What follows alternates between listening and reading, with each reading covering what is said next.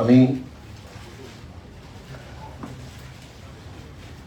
মাননীয় শিল্পমন্ত্রী তাপস রায় মহাশয়কে বলবো যদি তিনি দু চার কথা বলেন।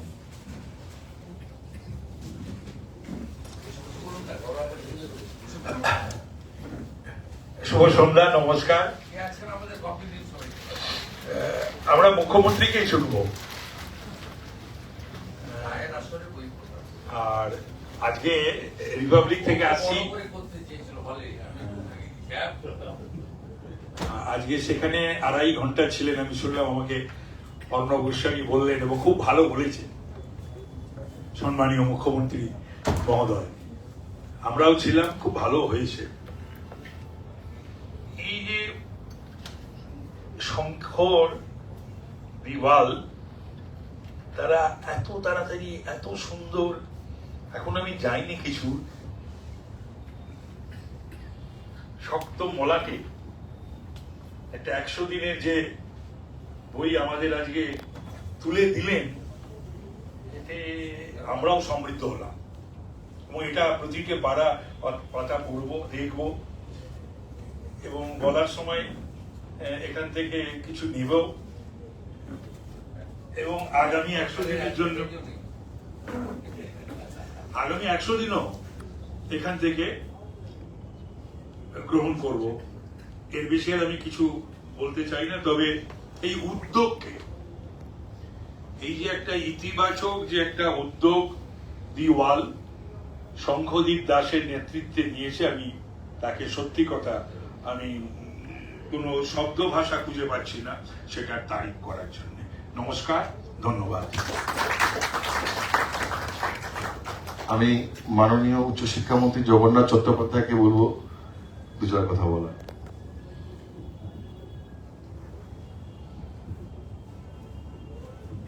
মাননীয় মুখ্যমন্ত্রী, মাননীয় শিল্পমন্ত্রী, মুখ্যমন্ত্রীর উপদেষ্টা, আমাদের কলকাতার পুরো কমিশনার এবং ওয়ালের প্রাণ পুরুষই বলতে পারি শঙ্খ। কার্যত একটা জিনিস আপনাদের অনেকেরই অজানা, যে আমি, শঙ্খ এবং দেবপ্রিয় বসে আছে পেছনে, এই তিনজনের কার্যত সাংবাদিকতা এক সময়ে শুরু। এবং আমি তখন পূর্ব মেদিনীপুরে, আর শঙ্খ কলকাতাতে রয়েছে, কিন্তু অরুণবাবু তাকে পাঠাতে শুরু করলো পূর্ব মেদিনীপুরের একটা অংশে, যে তখন নিউজ পেপারের কনসেপ্টে হাইপার লোকাল, জেলাতে আলাদা আলাদা এডিশন করার প্রবণতা তখন শুরু হয়। তো কার্যত 26-27 বছর ধরে আমার, শঙ্খ এবং মাননীয় মুখ্যমন্ত্রীর সেই সম্পর্ক আজও রয়ে গেছে। এটা অনেকেরই আপনাদের অজানা। এবং সেই তখন আমরা একেবারে 1 বছর 1.5 বছরের সাংবাদিকতার অভিজ্ঞতা, দাদা তখন ওখানকার যুব নেতা, সেই জায়গা থেকে ধীরে ধীরে ধীরে ধীরে একটা কথা দাদা বারবার বলেন না, যে সিঁড়ি ভাঙতে ভাঙতে ভাঙতে ভাঙতে এসেছি। তো সিঁড়ি ভাঙার সেই সংঘর্ষ আমার মনে হয় যারা খুব কাছ থেকে দেখেছি তাদের মধ্যে আমি এবং শঙ্খ রয়েছে। তাই ভালো লাগছে যে শঙ্খর যে ডিজিটাল ইকোসিস্টেম তৈরি হয়েছে, তাতে যতগুলি ডিজিটাল প্রপার্টি গত 5-7 বছরে তৈরি হয়েছে, একার উদ্যোগে তাকে একটা ব্র্যান্ডে পরিণত করেছে, তার নাম শঙ্খদীপ দাস। কথা হবে। তো এই প্রোডাকশন কোয়ালিটিও বলে দিচ্ছে যে এর মধ্যে যত্নের ছাপ রয়েছে এবং গুণের বিকাশ রয়েছে। তো শঙ্খের আরো উত্তরোত্তর সাফল্য কামনা করে, ওয়ালের আরো উত্তরোত্তর সাফল্য কামনা করে আমি সকলে আপনারা যারা এসেছেন তাদের সাধুবাদ, কৃতজ্ঞতা, ধন্যবাদ জানাই।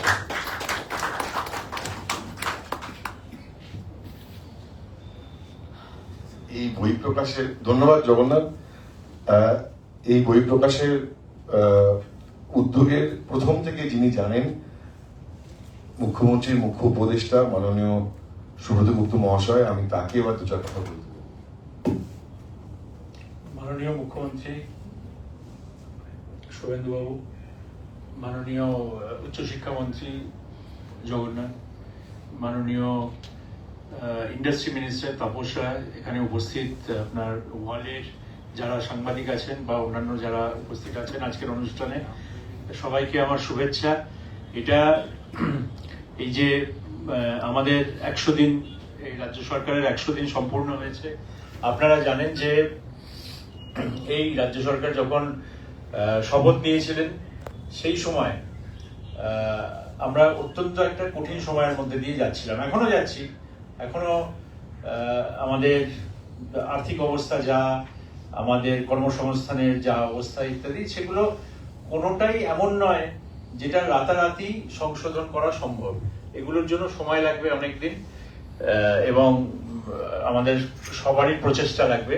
কিন্তু যেটা সবচেয়ে বড় কথা, যে মাননীয় মুখ্যমন্ত্রীর নেতৃত্বে মন্ত্রিসভা যেভাবে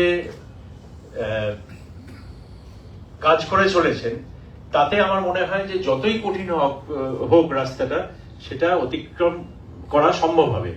এবং এটা নথিবদ্ধ করা দরকার ছিল। আমরা হয়তো রাজ্য সরকারের পক্ষ থেকেও হয়তো কিছু করতে পারতাম, কিন্তু সেই সময় সংসদে এটা ড্রাফট স্টেজে ছিল, কিছুটা নতুন ফরম্যাট মনে হয়েছে। যেটা সবচেয়ে ভালো দিক সেটা হলো যে লেখার অংশটা অত বেশি নয়, কিন্তু ছবি এবং লেখা মিলিয়ে এই রাজ্য সরকারের যে সমস্ত উদ্যোগ, সেই উদ্যোগটা সাধারণ মানুষের সামনে প্রেজেন্ট করার যে ফরম্যাট, সেই ফরম্যাটটা অত্যন্ত ভালো লেগেছিল। তখন মাননীয় মুখ্যমন্ত্রীর সাথে আলাপ হয়, কথা হয়, এবং উনি যদিও রাজ্য সরকারের প্রচার এইভাবে হোক, কোনো ব্র্যান্ডের আন্ডারে, সেটার ব্যাপারে ওনার কিছুটা মানে রিজার্ভেশন ছিল, কিন্তু তারপরে দেখা গেল যে এটা আসলে কোনো পেপারের প্রচার নয়, এটা হচ্ছে মূলত রাজ্য সরকার যা যা করেছে তার একটা জেনুইন একটা রেকর্ডিং। এবং সেই রেকর্ডিংটা যে স্তরের তৈরি হয়েছে, সেটা মানুষের সামনে নিয়ে আসা দরকার। এবং সবচেয়ে ভালো হয় সেটা যদি মাননীয় মুখ্যমন্ত্রী নিজের হাতে সবার সামনে নিয়ে আসেন। তো আমি সেই জন্য মাননীয় মুখ্যমন্ত্রীকে ধন্যবাদ দেব যে তিনি এই উদ্যোগটা নিয়েছেন, এবং বিশেষ করে শঙ্খদ্বীপকে এটা একটা ইউনিক এফার্ট।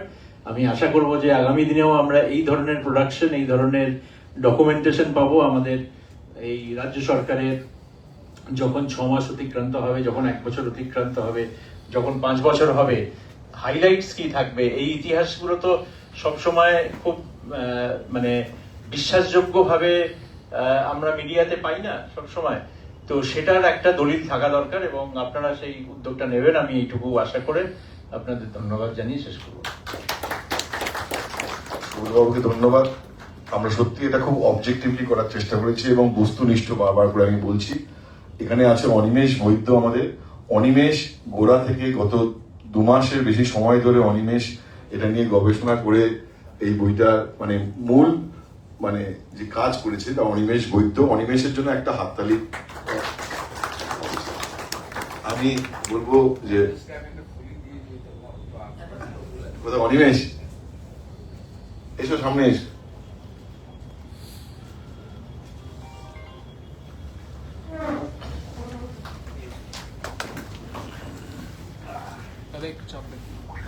সামনে দাঁড়িয়ে আছে।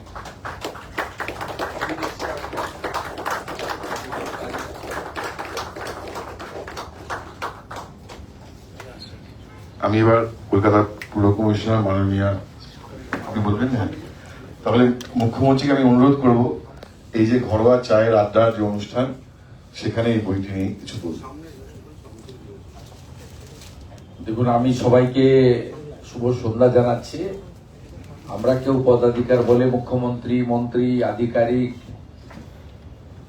সাংবাদিক, ওয়ালের হিতৈষী সব হতে পারি, কিন্তু আমরা সকলেই পশ্চিমবঙ্গের অধিবাসী, এবং মনে প্রাণে অন্তরে আমরা একজন রাষ্ট্রবাদী ভারতীয় নাগরিক।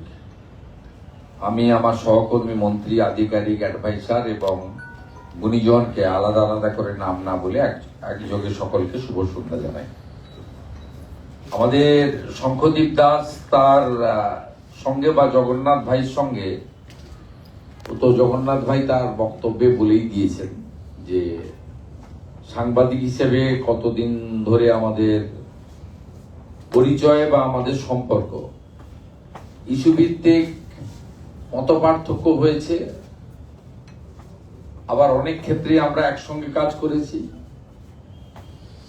তাদের সংবাদপত্রের যে হাউস, তার পলিসির কাছে তারা আটকে গেছেন, আবার তাদের ব্যক্তিগত প্রতিভা বা যোগ্যতাকেও তারা সময়ে সময়ে সামনে আনার সুযোগ পেয়েছেন বা নিয়েছেন। একইভাবে তাপসদার সঙ্গে আমার ছাত্র রাজনীতির গুরুদেব সেই সময়কাল থেকে সম্পর্কে কখনো অবনতি হয়নি। মাঝে রাজনৈতিক মতপার্থক্য কয়েক বছর থাকলেও কখনো ব্যক্তিগত স্তরে আমাদের সম্পর্কের অবনতি হয়নি। উনিও সেটা করতে চাননি, আমিও করার চেষ্টা করি। ঠিক একইভাবে ডক্টর সুব্রত গুপ্তর সঙ্গে আমার যোগাযোগ অনেক দিনেরই, কারণ আমি একটা সময় রাজ্যের মন্ত্রী ছিলাম। বিশেষ করে পশ্চিমবঙ্গের গণতন্ত্র রক্ষা করার ক্ষেত্রে নির্ভুল ভোটার তালিকা এবং নির্বাচন অনেকটা কাছ থেকে তাকে দেখেছি। বারে বারে আমরা যেতাম ডেপুটেশন নিয়ে, সেক্ষেত্রে তিনি নিরপেক্ষ স্থানে থেকেও পশ্চিমবঙ্গের ভোট জালিয়াতি রুখে দিয়ে গণতন্ত্র প্রতিষ্ঠা করার ক্ষেত্রে খুব তার ভূমিকা উল্লেখযোগ্য, এটা অস্বীকার করার কোনো জায়গা নেই। আবার এই 4 মাসের ধরুন কাজ করার সুযোগে, 4 মাসও হয়নি, 1 মাস 10 দিন, মানে 110 দিন, আমাদের স্মিতা পান্ডে মহোদয়া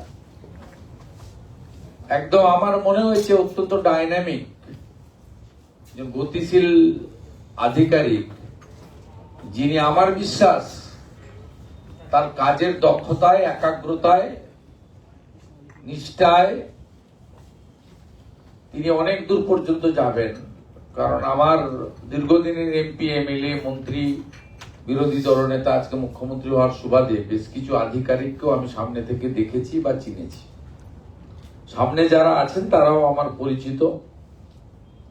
বিগত সরকারের অত্যাচারে শিকার হয়েছেন সন্ময়দা। ভোরবেলা বাড়ি থেকে তুলে নিয়ে গিয়ে পুরুলিয়ায় নিয়ে গিয়ে তাকে যেভাবে শারীরিক লাঞ্ছনার শিকার করা হয়েছে তারও নজির আমরা ভিতরে থেকে দংশন হয়েছে বলতে পারিনি। বাইরে যখন এসেছি তখন প্রতিবাদ করেছি, সন্ময়দাদের পাশে থাকার চেষ্টা করেছি। সবচেয়ে বড় কথা হচ্ছে শঙ্খ তার বক্তব্যে বলছিল তাকে সাহায্য করেছেন সুব্রত গুপ্ত। আমার এখানে আপত্তি আছে। সুব্রতবাবু সাহায্য করেননি। সুব্রতবাবু বরঞ্চ ড্রাফট বই দেখার পরে শঙ্খকে বলেছি তুমি এটা বানালে কি করে, আমরাও এত ভালো বানাতে পারিনি সিও মতে। সুব্রতবাবুর এক্সপ্রেশন ছিল। শঙ্খ অতি ভদ্রতা দেখিয়ে বলেছে, এতে এটা sole credit goes to Shankha and his team. একা নিশ্চয়ই পারেনি, আরো বেশ কয়েকজন মিলে ওকে সাহায্য করেছে এবং তার ফলেই আজকে এইরকম একটা দলিল এই অল্প সময়ে, এটা খুব কম সময়, 110 দিন কোনো সময় নয়। আমি এখন ক্রেডিট নিতে, ডিসক্রেডিট নিতে কোনোটাতেই রাজি নই। কারণ আমরা নিজেদের জীবদ্দশায় ধরুন, বিশেষ করে বাঙালিদের ক্ষেত্রে একটা বাড়ি বানাবো একটা স্বপ্ন থাকে।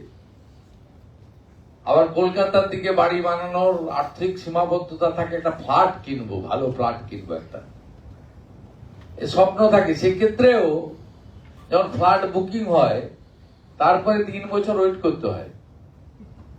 আর আমরা যারা জেলার দিকে থাকতাম বা আমরা গ্রামের দিকে থাকতাম বা জেলা আদা শহরে থাকতাম, সেখানেও 5 কাঠা জমি কিনলাম, তারপরে ল্যান্ডটাকে ডেভেলপ করলাম, তারপরে একটু বাউন্ডারি দিলাম, তারপরে কনভার্সন করলাম, মিউটেশন করলাম, জমিটা রেকর্ড করালাম, তারপরে প্লেন জমা দিলাম।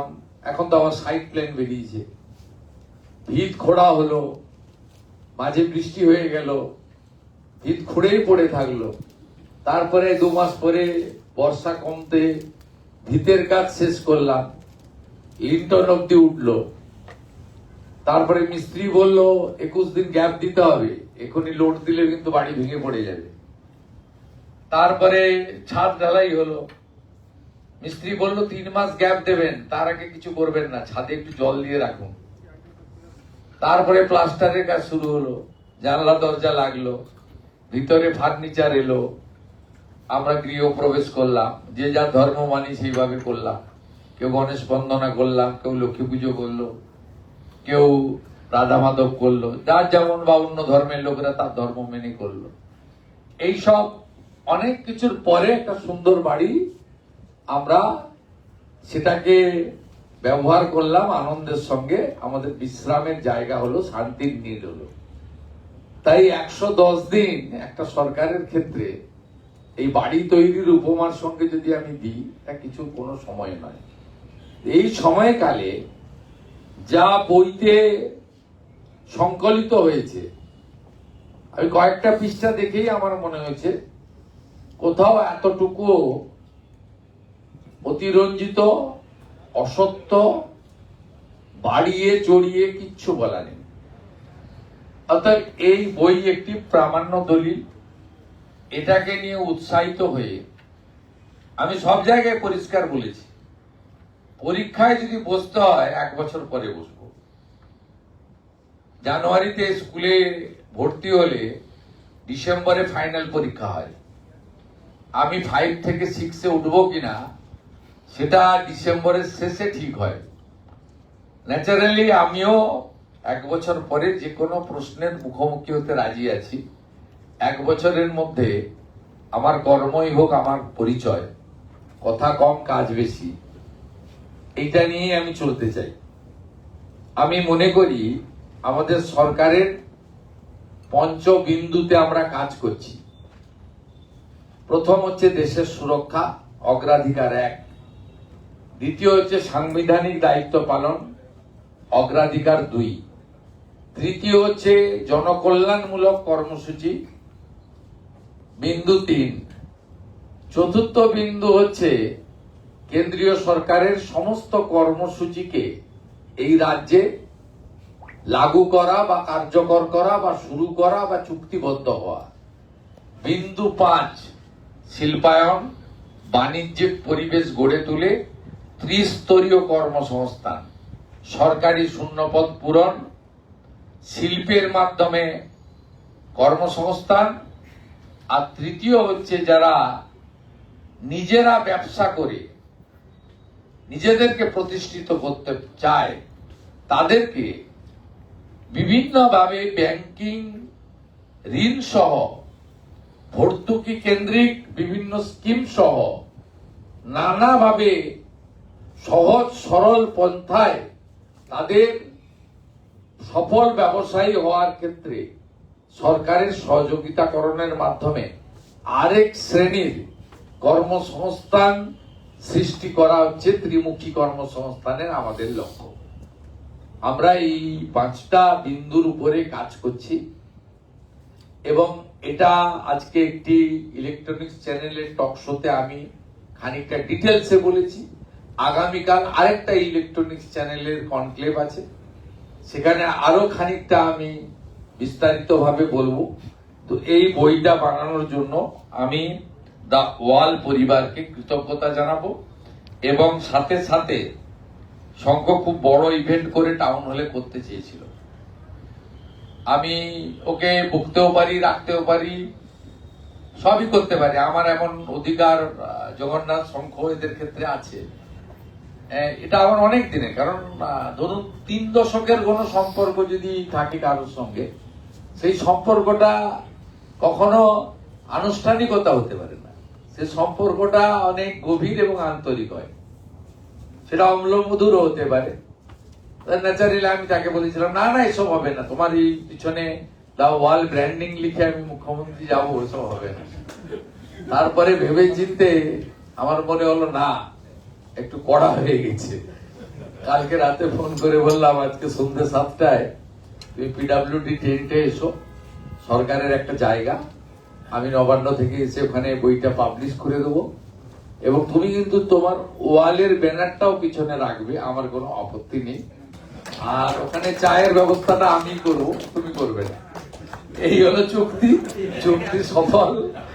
আমরা সবাই আজকে এটা করলাম, ভালো থাকবেন, একসঙ্গে চলবো, চড়েই গতি।